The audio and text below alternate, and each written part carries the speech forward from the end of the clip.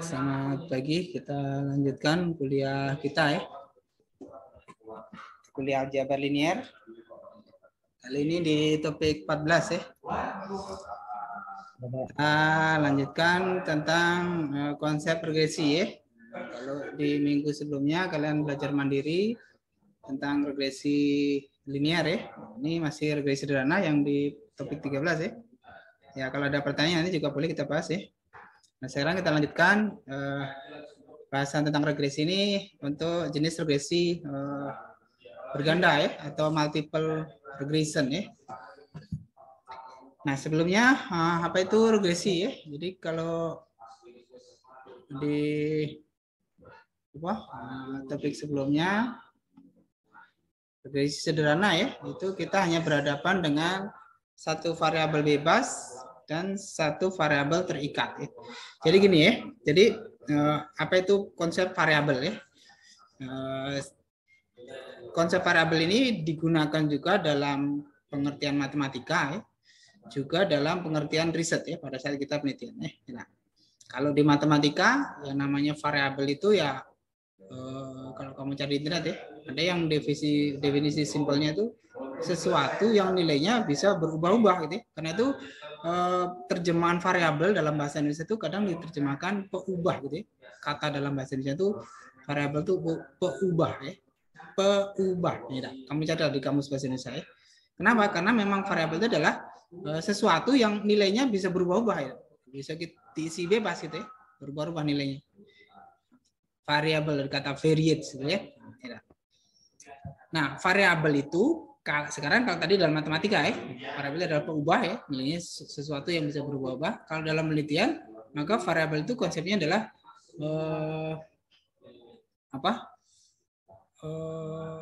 ada dua ya, ada dua jenis variabel dalam penelitian, yaitu variabel terikat dan variabel bebas. Jadi variabel independen, variabel bebas ya, dan variabel dependen, variabel terikat.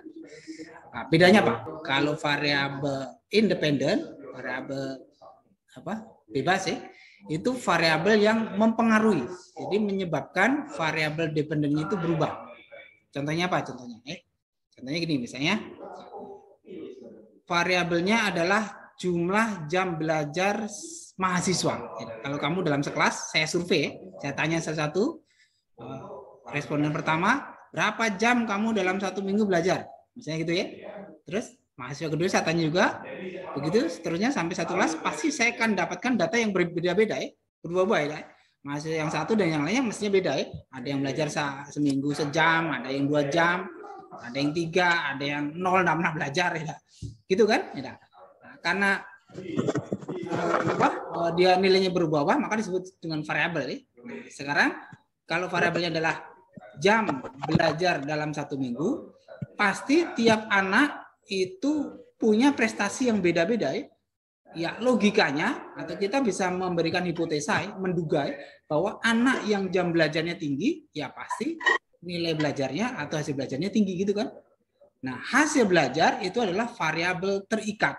Nah, itu disebut dengan dependent variable atau variabel yang dipengaruhi ya. Sedangkan variabel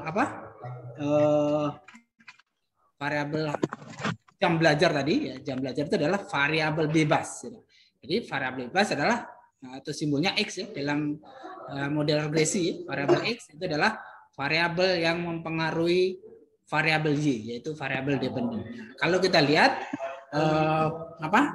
model umum regresi berganda itu seperti ini ya. Jadi Y itu dipengaruhi oleh ada konstanta ya. Kemudian ada X1 punya koefisien, X2 punya koefisien dan seterusnya. Ya, jadi X-nya itu lebih dari 1 ya, bisa lebih dari 1 ya, nggak cuma 1. Ya misalnya kamu prestasi belajar itu ya tadi misalnya saya kasih contoh variabel bebasnya adalah jam belajar, tapi mungkin variabel lainnya ada misalnya motivasi belajar misalnya. Motivasi belajar tiap orang beda-beda ya. Nah, motivasi itu biasanya didapat dengan survei ya, ditanya ya. Seberapa besar dia motivasinya. Ya, tiap orang biasanya beda-beda ya motivasi belajar antara satu anak dan yang lainnya kan beda ya. Jadi variabel yang mempengaruhi hasil belajar pertama bisa jam belajar, yang kedua bisa motivasi belajar. Nah, itu kan sudah ada 2 kan? Itu ada X1 dan X2 ya, variabel dependennya. Nah, gitu ya. Kalau kita teliti lebih jauh, bisa jadi sebuah variabel terikat itu dipengaruhi oleh banyak sekali variabel bebas.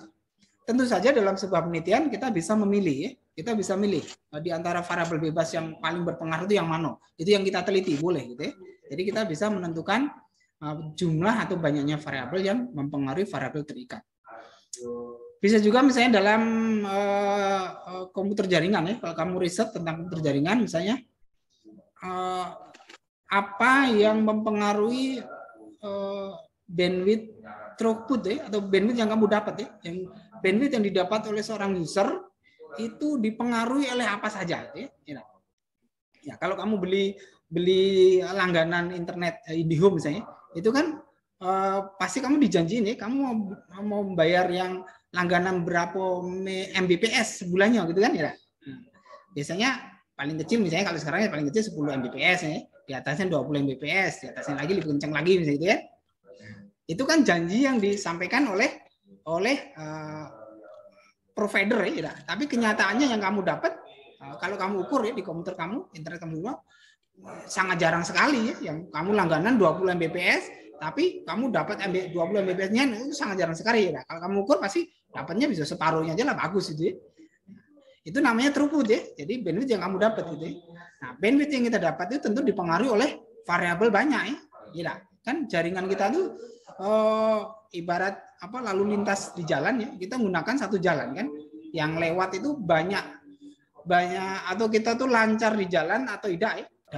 Data yang di internet yang kita akses itu lancar untuk masuk ke sampai komputer kita atau tidak, itu kan bergantung yang data yang atau banyaknya data yang lalu lintas di jalan raya gitu kan ya. Jalan raya ya jalur internet kita tuh ya. Kita bisa pakai kabel, pakai fiber optik ya kalau sekarang yang kencang ya. Atau apalagi pakai seluler ya, pakai gelombang itu hingga saat ini setahu saya masih kalah ya gelombang itu dengan fiber optik ya misalnya. Entah ke depan ya dengan teknologi yang baru 5G, 6G mungkin ya. Itu bisa juga lama-lama kecepatan gelombang itu tinggi gitu ya. Tapi yang jelas bandwidth yang didapat oleh seorang user itu akan dipengaruhi pertama adalah banyaknya user yang login ke suatu jaringan gitu. Dan yang kedua bandwidth yang dia pilih gitu ya. Dia milih kalau Mbps-nya milih yang tinggi ya karena dia bayarnya mahal mestinya dapatnya lebih tinggi gitu ya dibanding yang Mbps-nya rendah. Tentu apalagi yang lainnya ya. Jadi traffic terus user login, nah itu contoh adalah variabel bebas yang bisa mempengaruhi performa jaringan yang didapat oleh seorang user. Nah, jadi terapannya di dalam ilmu komputer juga banyak regresi gitu ya. Kalau kamu pakai untuk metode penelitian ini sangat bagus ya. Apalagi sekarang dengan metode machine learning ya. Di machine learning itu sangat banyak digunakan regresi ini misalnya untuk melakukan atau mendapatkan model prediksi ya. Jadi prediksi sebuah kejadian itu bisa dimodelkan dengan regresi ini. Oke, itu konsep dasar regresi. Sekarang yang penting bagaimana cara ngitungnya ya. Ini di video yang ada di landing itu sudah saya demokan juga. Pada contoh ini misalnya kita akan menghitung model regresi ada 3 variabel bebas ini. Harusnya X1 dulu nih. Koefisien konstanta ini berarti X-nya ini X yang ke 0 ya, X yang ke 0, ini X1, X2, X3 itu maksudnya. Oke. Oh, ada yang nanya nih PPT-nya error. Oke, nanti saya perbagi linknya ya, link PPT-nya saya perbagi nanti ya.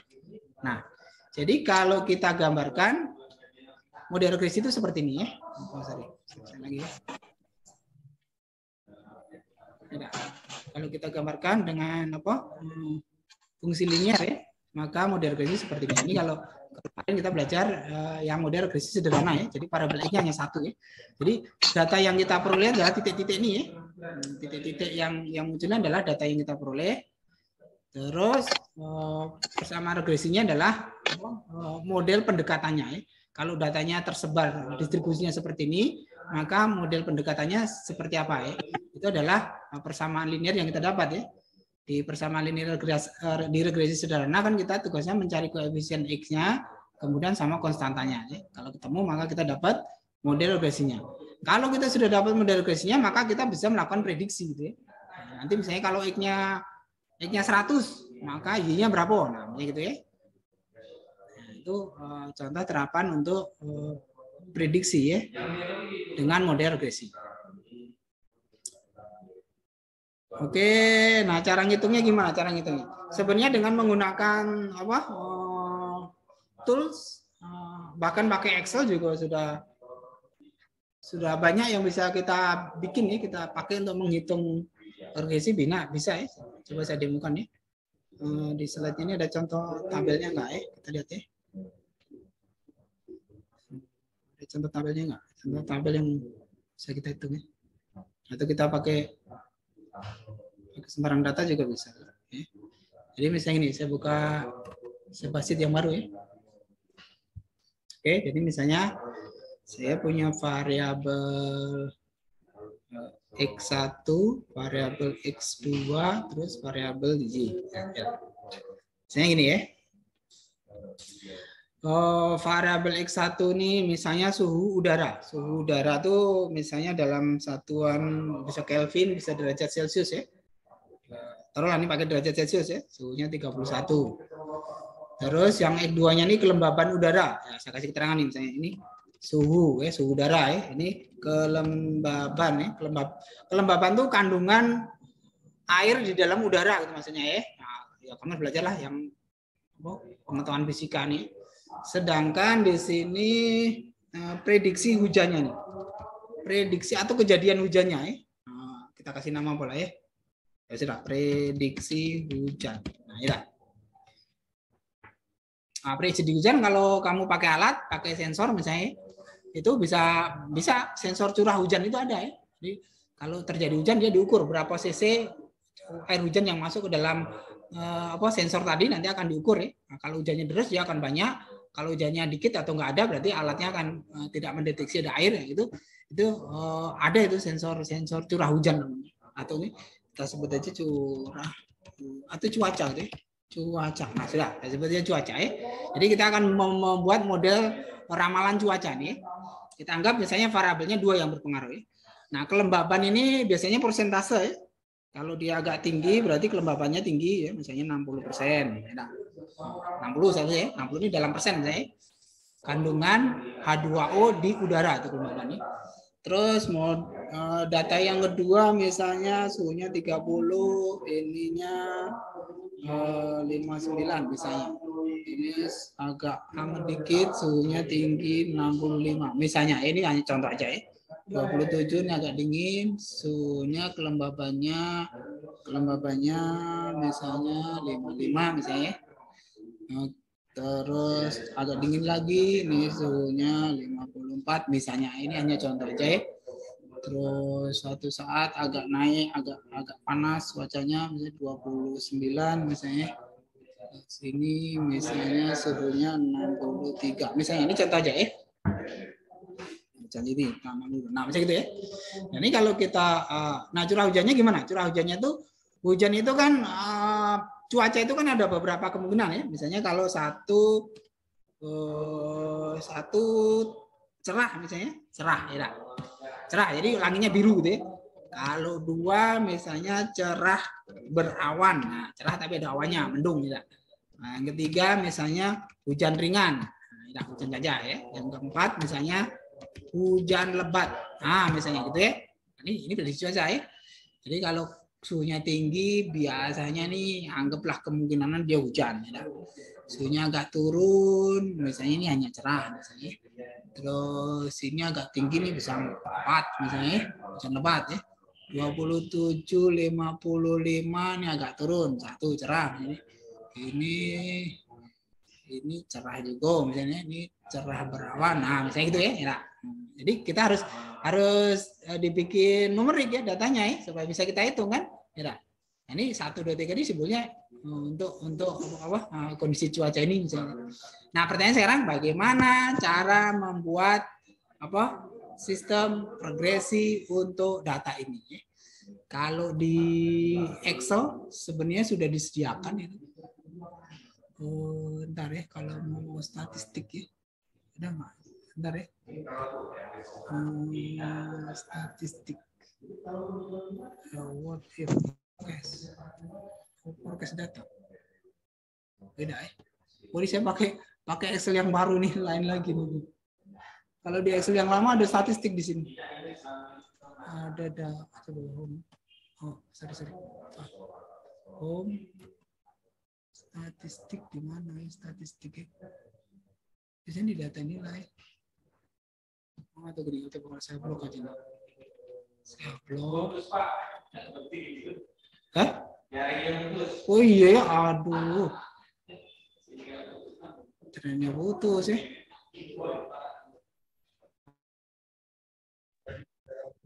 Oh sorry ya, tadi internet di ruangan kami ini putus tadi.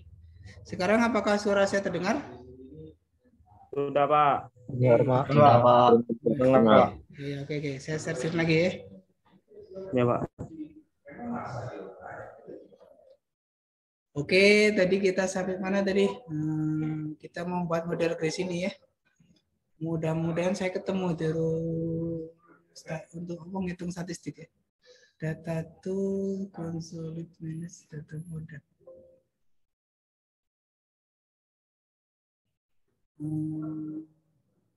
Ini saya pakai Excel yang baru nih.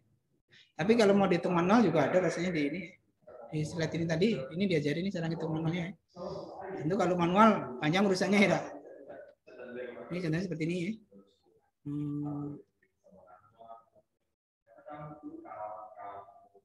Atau pakai tools yang lain juga banyak sih. Misal pakai Python bisa tuh. Terus pakai kalau tool yang khusus untuk statistik, biasanya orang menggunakan SPSS ya, namanya program SPSS. Khusus untuk statistik. Nah, ini saya nggak ketemu nih. Regresi coba. Kalau yang regresi sederhana saya hafal rumusnya. Dia nyari slope ya. Nyari slope ya. Ini kalau regresi masing-masing. Tapi kalau regresi berganda dia ada ini ya.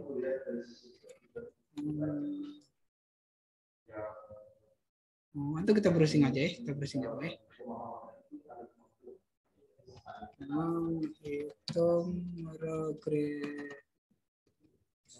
berganda dengan Excel. Ini Excel mana? 2011 ini. Ini Excel 2011. Excel berapa yang saya pakai nih? Ini karena ganti ini jadi berubah nih. Ini Excel 2011 nih. Ini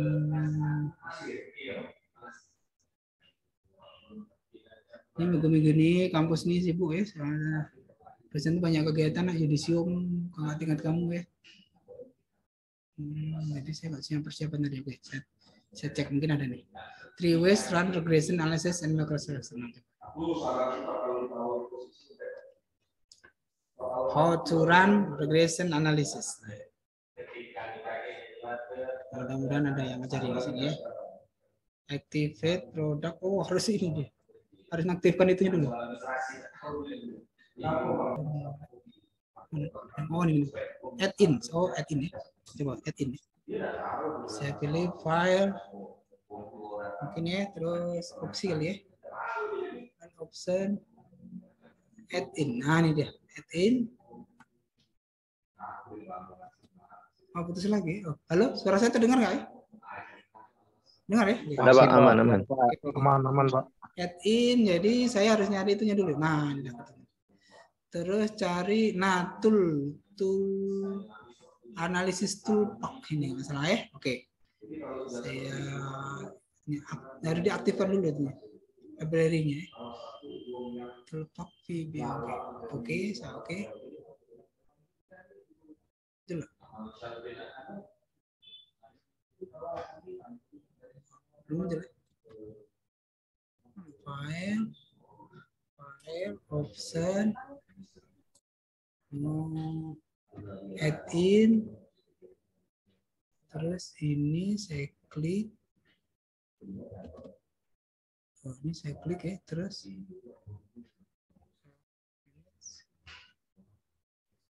Excel add in, benar nih. Oh, Google ya. Oh, ini dia. Ketemu ya. Ini buka kalau aja ya. Inilah yang penting dulu lah ya. Oke, sip. Oke, kamu matikan kamera dulu nggak apa-apa ya. Tunggu ya. Oke, terus muncul di mana deh? Udah muncul dulu. Ini dia muncul. Nah, ini ya. Nah, saya sekalian demokan tadi ya, munculkan apa tools untuk data analisis di Excel ya. Nah, ini tinggal kita klik kalau sudah muncul ya.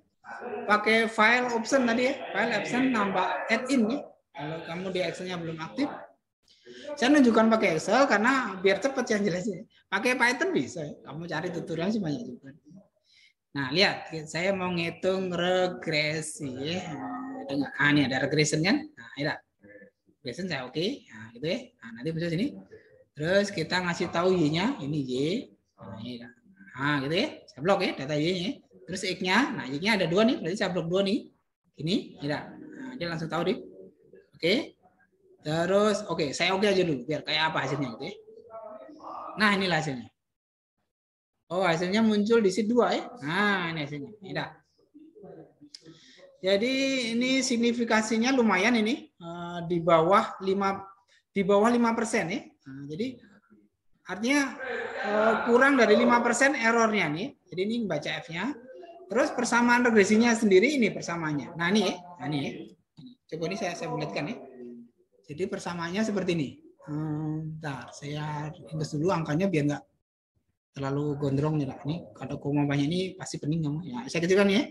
Jadi ini model regresinya ketemu yaitu Y sama dengan konstantanya min ya, min 11,8 ditambah koefisien X1-nya positifnya 0,3 X itu ya. Kalikan X artinya ditambah dengan 0,1 aja lah 0,1 X2. Oh sorry, ini tadi X1 ya. Ini X1, ini X1 ya. Ini koma, ini dikalikan masih ya 0,3. Nah, kalikan. Jadi saya ulang lagi ya. Jadi model regresi yang kita peroleh adalah dari hitungan data ini tadi ya. Dari data ini, maka kita peroleh model regresinya adalah min 11,8, ini berarti konstantanya ya, ditambah dengan koefisien X1-nya 0,3, ini ya. Terus koefisien I2-nya 0,1. Nah, dalam kaidah statistik kita harus mengetahui tingkat signifikansinya ya. Tingkat signifikansinya gini. Tingkat signifikansinya itu ditentukan dari hasil hitungan F-nya, dari uji F ya. Dengan uji F. Ya, saya kasih keterangan nih biar kamu tahu juga ya. Dengan uji F. Uji F ya. Jadi bagaimana menentukan bahwa model ini valid atau tidak gitu ya. Tidak. Kan ini kan hitungan matematis statistik ya. Jadi tingkat validitasnya tidak 100% ya. Karena kalau 100% itu kan pasti. Nah, ini hanya kan namanya untuk prediksi tadi kan, untuk prediksi cuaca ya. Jadi ini tingkat signifikasinya adalah dengan melihat ini nih ya. Melihat pertama boleh dari significant of F-nya nih kalau dengan tool statistik ya. Nah, ketemu 0,04 ya. Jadi ngujinya adalah nilai signifikansi F-nya sama dengan 0,04 yang berarti ini kurang dari 5% ya, kurang dari 0,05 berarti gitu ya, lebih kecil kan, maka model regresi tersebut bisa diterima dengan tingkat error atau kemungkinan salahnya ya, itu adalah 5%. Nah, 5% ya. 0,05 ya. Nah, jadi gitu cara ngitung regresinya ya. Kalau dengan Excel ya, kalau dengan manual bisa ya, tapi panjang urusannya ya. Ini model regresi yang kita dapat. Nah, sekarang bagaimana cara melakukan prediksi? Nah, cara melakukan prediksinya gini sekarang. Coba kalau suatu saat terjadi kamu mengukur ya, pakai pengukur suhu sama pengukur kelembaban udara ya. Misalnya suhu di tempat model regresi ini dibuat gitu ya, di tempat data ini diambil, misalnya kamu pakai Internet of Things ya, pakai microcontroller, sensor bisa ya. Suhunya ternyata pada saat itu adalah 30 derajat. atau jangan ya, yang nggak ada data di sini tadi ya. Datanya nggak ada di sini misalnya. Bagaimana kalau suhunya coba suhu terendah berapa nih? 24 misalnya. Kalau suhunya 24 dan kelembapan udaranya ternyata 52 misalnya ya. Nah, apa yang terjadi? Apakah hujan? Pertanyaannya ya, apakah hujan atau apa tadi? Kita bikin 4 tadi. Apakah hujan lebat, cerah, berawan atau cerah? Nah, pertanyaannya gitu ya. Caranya gimana? Caranya kita masukkan ke persamaan regresi. Jadi Y-nya kita hitung seperti ini. Lihat ya. Saya masukkan ini masuk ke X1, yang suhunya ini masuk ke X1, yang kelembapannya masuk ke X2. Berarti sama dengan ini ya, ditambah dengan ini ya, koefisien X1 ya, dikalikan dengan datanya, data yang mau diprediksi ya. Terus ditambah dengan koefisien X2 dikalikan dengan kelembapan data yang mau diprediksi. Enter. Nah, ketemu angka nih ya. Coba angka ini kalau saya bulatin gimana nih? Saya bulatin ya. Dibikin bulat. Karena tadi kriterianya kita bulatin. Nah, ternyata 0,1 ya. 0,1 itu artinya apa? 0,1 yang mendekati 1 kan? Oh, berarti cerah nih. Ya. Ini kira-kira mendekati mendekati angka 1 ya, angka 1. Ya, di bawah 1 bahkan kan. Berarti ini ramalannya adalah cerah, cuacanya cerah. Oh, ya.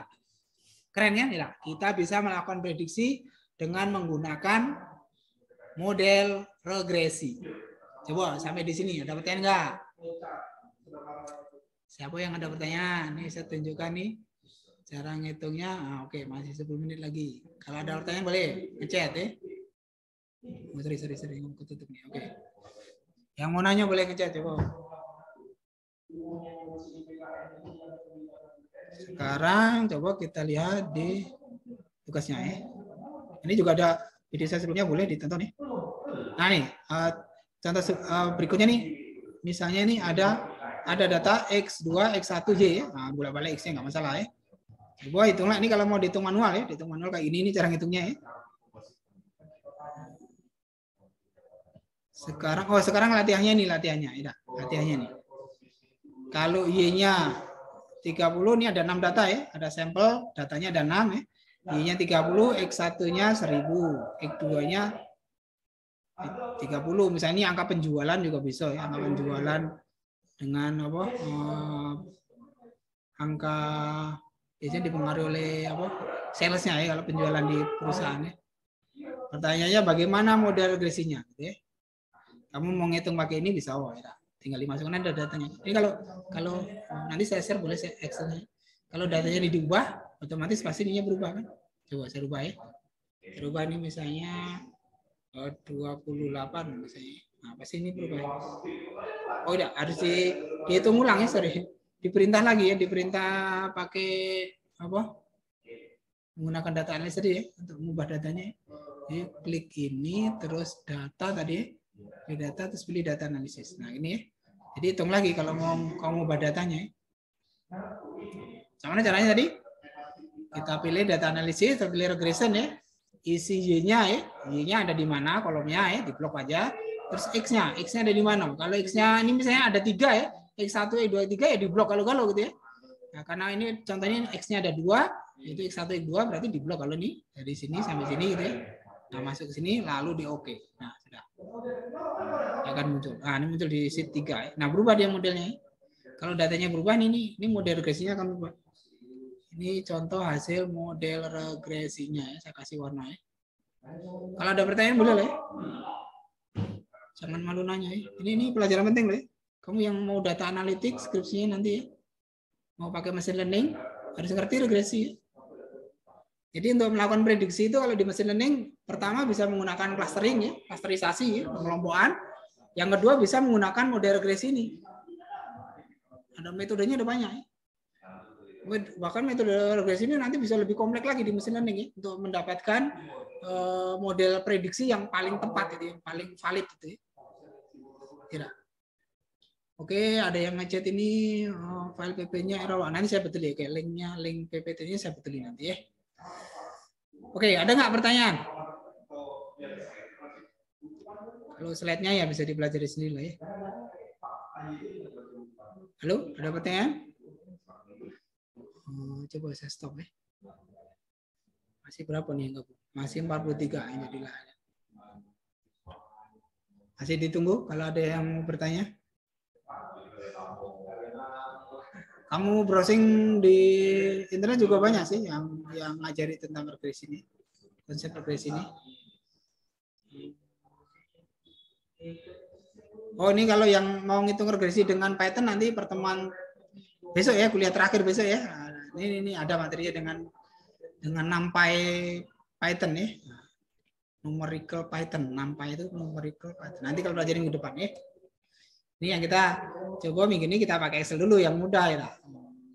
Saya pilih Excel kan maksudnya Excel itu familiar, kamu mestinya bisa lah ya, ngerti ya. Tentu di kuliah itu tidak semua program aplikasi itu akan diajari di kelas oleh gurunya, oleh dosennya. Banyak yang kamu harus belajar sendiri supaya lebih terampil. Oke, ada yang ngechat ini. Izin bertanya Pak, apakah uji regresi harus diuji korelasi terlebih dahulu? Oke. Yang benar bukan terlebih dahulu, tapi uji regresi bisa dilanjutkan dengan uji korelasi. Nah, gitu ya. Oke, keren. Ada yang nanya nih. Oke, saya bahas lagi ya, saya share lagi ya. Jadi, uji regresi bisa dilanjutkan dengan uji korelasi. Nah, untuk mengetahui berapa nilai korelasinya, itu kelihatan juga di sini. Nah, ini nih. Korelasinya ada di ANOVA nih, analisis ANOVA nih. Atau bentar, analisis korelasinya. Oh, ini nih korelasinya. Nah, ini korelasinya ya. Ini nilai korelasinya. Nah, jadi ada multiple R ini. Ini adalah, saya kasih keterangan ya. Saya kasih keterangan. Ini adalah kriteria untuk menentukan tingkat korelasinya. Korelasi dari modelnya ya. Jadi, ini atau bahasa lainnya untuk mengetahui bisa untuk mengetahui seberapa kuat ya variabel bebas dalam hal ini X1 dan X2 mempengaruhi variabel Y-nya. Nah gitu ya. Nah pada contoh ini karena ketemu ini nilainya adalah berapa 0,93 ya. Nah, maka atau kalau kita bulatkan ini 0,94 ya. Ini berarti kita bisa mengatakan 94% bahkan lebih itu variabel X1 dan X2 mempengaruhi Y. Nah, ini ya. Karena 0,9 kan kalau kita buat persen berarti kan 94% ya, 0,94 ya. Artinya nih 94% variabel X1 dan X2 mempengaruhi Y. Nah, dalam penelitian yang kita butuhkan adalah minimal korelasinya atau R square-nya nih. Ini R square-nya juga 0,87 ya, artinya 87% berpengaruh ya. Berarti ini bagus maksudnya. Dalam penelitian minimal itu nilai korelasinya harus paling nggak 80 ya. Kalau di bawah 80 kita katakan korelasinya sangat rendah atau cukup rendah gitu ya. Kalau di bawah 60 bahkan tidak bisa dipakai untuk menentukan atau model, berarti model regresinya tidak valid ya untuk melakukan prediksi karena korelasinya rendah. Nah gitu ya. Jadi korelasi di sini makin tinggi, ini paling tinggi 100% ya. Tapi kalau 100% nggak mungkin kalau data diambil di alamiah ya. Makin dia tinggi berarti korelasinya makin kuat. Kalau korelasinya makin kuat berarti kita berani mengatakan bahwa model regresi ini benar. Jadi ada pengaruh antara X1 dan X2 yaitu suhu dan kelembaban udara terhadap cuaca. Nah, gitu kan? Ada contoh ini. Oke, bagus pertanyaan tadi. Siapa yang nanya tadi? Aduh, habis ya? Habis waktunya. Masih nggak waktunya? Oh, masih kok ya? Masih dengar kamu suara saya? Masih 2 menit ini. Oke, masih dengar, mudah-mudahan. Ya, jadi itu ya. Siapa tadi nih yang nanya ini? Muhammad Rangga aja. Izin bertanya Pak, apakah belajar machine learning masih menggunakan MS Excel? Kalau hanya untuk urusan menghitungnya bisa pakai MS Excel. Yang jadi masalah kalau saat ini untuk kamu ya, belajar machine learning adalah bagaimana metode machine learning itu cara menggunakannya ya. Kalau toolsnya ada banyak. Excel kan hanya untuk ngitung ya. Kalau ngitung itu kan nggak masalah. Kayak kamu pakai kalkulator ya. Mau pakai kalkulator yang dia ada di laptop atau kalkulator kamu beli sendiri ya nggak masalah. Yang penting bisa ngitungnya. Jadi yang jadi masalah sekarang kalau machine learning itu yang penting kamu pelajari konsepnya dulu ya, konsepnya. Saya udah ngasih clue-nya tadi ya. Kalau machine learning untuk prediksi itu ada 2 teknik ya. Bisa dengan teknik clustering, yaitu mengelompokkan data. Mungkin sudah kita singgung ya di pertemuan sebelumnya ya.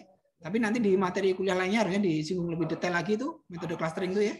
Terus bisa juga yang kedua dengan model regresi ini untuk menentukan model prediksinya ya. Kalau kita sudah punya modelnya, yang dimaksud dengan model regresinya itu ini ya. Nah, ini ya. Nah, yang kita hitung ini ya. Maka kita bisa melakukan prediksi. Contohnya yang saya tunjukkan di atas ini. Nah, kalau datanya seperti ini, maka model prediksinya apa? Gitu ya maksudnya. Ya, keren kan? Keren kalau kita nih. Kita sudah nih, jadi kalau kamu bikin programnya misalnya, kamu bikin program memprediksi cuaca misalnya ya. Nah, tapi contoh ini terlalu simpel ya. Tentu yang data sesungguhnya di alam yang mempengaruhi cuaca ada banyak ya, bukan hanya suhu sama kelembapan udara ya. Nah, kalau yang canggih itu yang dibuat oleh BMKG, dia variabelnya luas ya. Nah, tapi pada contoh ini kamu sudah bisa ya membuat model regresi sehingga bisa dibuat programnya ya. Kalau udah ketemu rumusnya kan tinggal bikin programnya. Pakai komputer ya, kamu bikin pakai Java, pakai apa aja. Pakai C atau pakai aplikasi mobile bisa ya. Untuk membuat prediksi cuaca misalnya gitu. Oke, begitu. Ada lagi pertanyaan? Oh, masih ada lagi nih, bagus. Izin bertanya Pak, jika nilai mendekati 1, apakah semakin